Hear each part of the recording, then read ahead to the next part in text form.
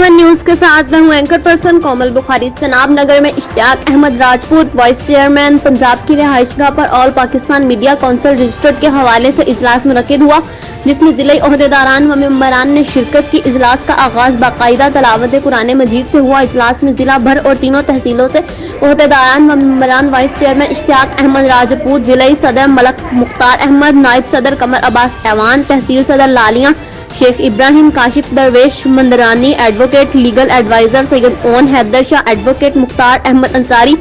Press secretary Nasir Ahmad Soz, Malik Siddique, Haider Mustafai, तहसील सदर भवाना परवेज इकबाल चद्दर, नायब सदर आमिर शहजाद, इमरान नजफी, चेयरमैन जिला कसूर और लियाकत अली सुपरा ने शिरकत की और अपने अपने ख्यालात का इजहार करते हुए कहा है कि हम इस सहाफती तंजीम के लिए दिन रात और मस्बत किरदार अदा करेंगे और मजलूम की आवाज बनकर ऐवान तक जाएंगे और इंसाफ का बोलबाला करेंगे। रिपोर्ट कर रहे हैं लियाकत अली सुपरा।